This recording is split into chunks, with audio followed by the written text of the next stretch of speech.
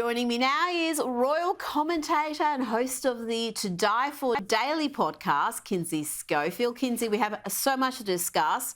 Let's start with the Sussexes feud with the Beckhams. According to Lady C, and I know she has a lot of fans amongst royal watchers, it was David and Victoria Beckham who cut ties with the Sussexes, not the other way around.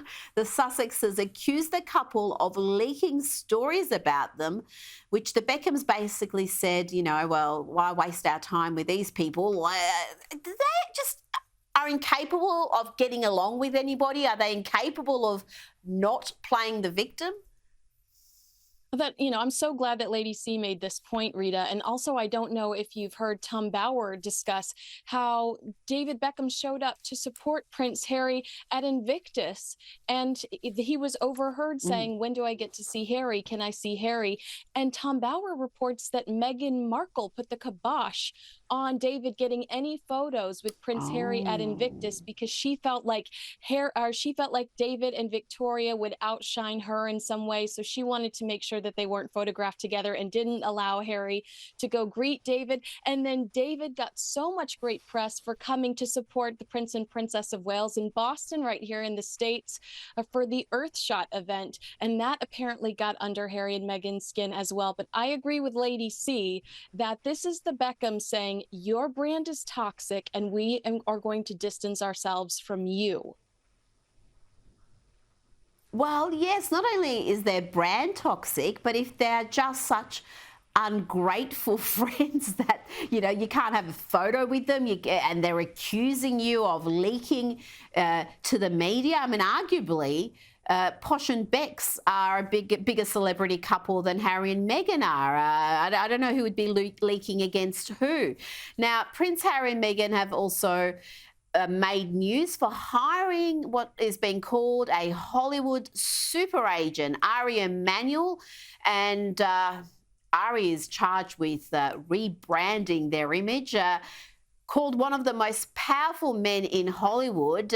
Is this really going to help them recover their image, I guess? They started off as this golden couple and now they're a figure of mockery. I think that Ari's got a really tough job on his hands. Did you watch the show Entourage? It was so fun. I think it came out in the early 2000s. Oh, yes. It was about a Hollywood star. And, well, Jeremy Piven, his character as the agent, is actually based on Ari Emanuel. So go back and watch that show and go, oh, I don't want to cross this guy, because he's a tough cookie. But he's got a very hard job on his hands. These are two polarizing individuals. Meghan specifically, I think he's going to have a hard time turning her into this glamorous starlet that everyone admires and wants to be like. They have made so many mistakes, Rita, and they have a really interesting relationship with the truth. And I think that people don't want to give them the benefit of the doubt because they lie so many times. You know what? I love that expression, interesting relationship with the truth. It's just such a nice way of saying they have been caught out repeatedly fibbing, verifiable lies. That Oprah interview being a case in point where I don't know where they think they can go on television, say things that can be proven to be untrue, and then get upset when that actually happens and characterise that as a media attack. Now, over the weekend, the Daily Beast published a story on how Prince Harry's $5 billion startup went south. This is the company called Better Up, the startup specialising in career and life coaching, where Harry was famously appointed Chief Impact Officer. That was his role, Chief Impact Officer, a role which, according to many disgruntled former employees, included zero actual work. What do you make of this story, Kinsey?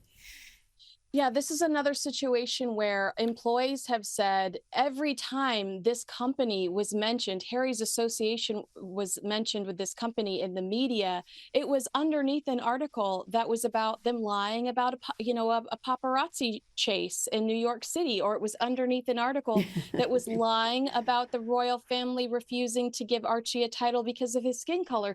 So they said, really, is he worth the brand recognition he's bringing to the table when the brand recognition is toxic just solely based on the association with him. But over 100 employees let go, and they're paying this guy a 7-figure salary. That does have to be hard to swallow, because as far as the employees that were let go can tell, his agenda on a day-to-day basis with this company is zero. Their responsibilities are zero. Every once in a while he shows up at some conference or whatever and is Prince Harry, but the reality is he doesn't contribute the way that the people were let go feel like somebody should contribute for that type of salary.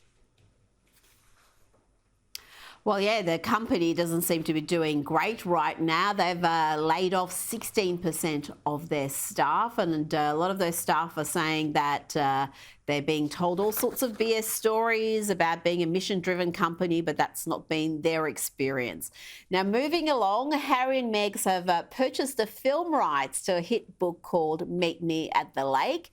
There seems to be some parallels here, including a character who lost their mum in a car crash, but PR experts are concerned, or confused at least, about why the Sussexes have bought these rights. Could have been picked up with someone who's got some experience making films. How do you think this is going to go? Obviously, the whole Netflix deal, the Spotify deal, all of that has sort of soured. Is this a way for them to use their celebrity to make a product that the public actually want to consume?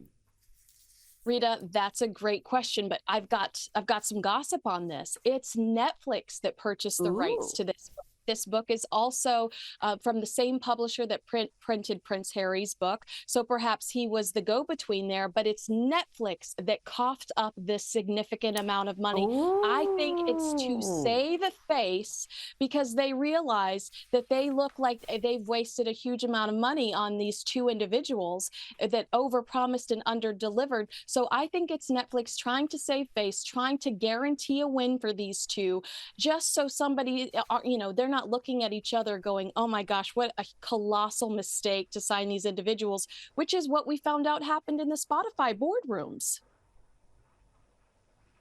Yes, we're still waiting on the full leaks from those Spotify boardroom discussions. The little bits we've got are hilarious.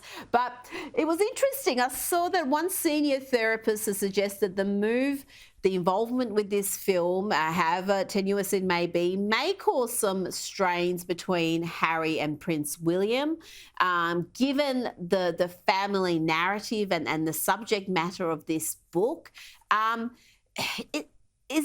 Is this, again, an area where Harry needs to move on from that story? But we've gone over it ad nauseum. We've explored it from every angle. Does he really need, for his own, I guess, well-being, move on to something else? I think that's what the public certainly wants. They'd like to see some authenticity, some sincerity from these two individuals, and to not hang on to the Diana saintly martyr figure that they really have tried to monetize. You've watched that Netflix. I know you watched the Netflix documentary because I watched your reaction to it.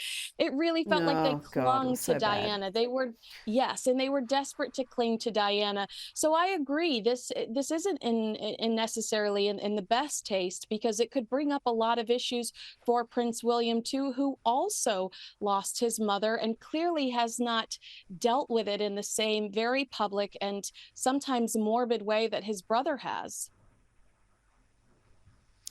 Now, lastly on the couple, Meghan Markle has celebrated her 42nd birthday, but there are some on the internet who say no, she's actually perhaps a couple of years older. There seems to be all sorts of conspiracy theories about her age, and even the very friendly fact checkers have said, well, yeah, in the past, Meghan has got confused about the age gap between her and her siblings. So, Kinsey, you're our royal fact checker. What is going on here? Is Meghan lying about her age?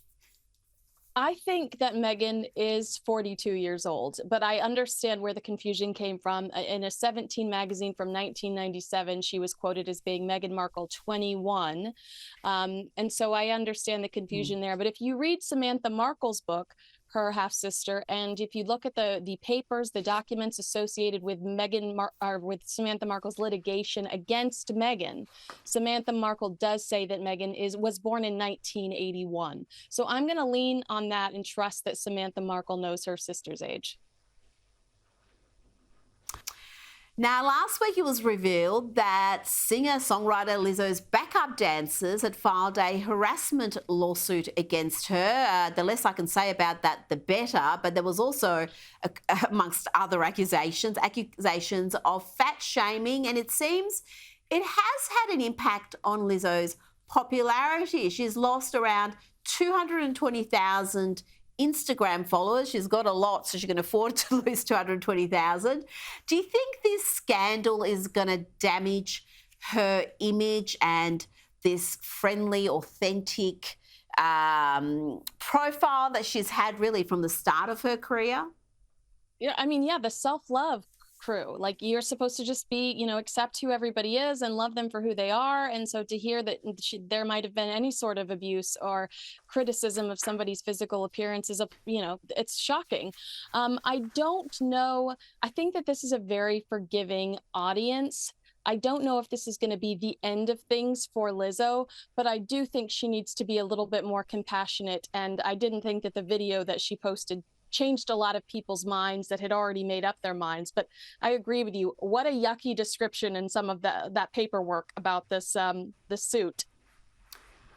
Yes. Again, too graphic for us to describe here on this family-friendly show. Kinsey Schofield, thank you so much for your time today. Thank you.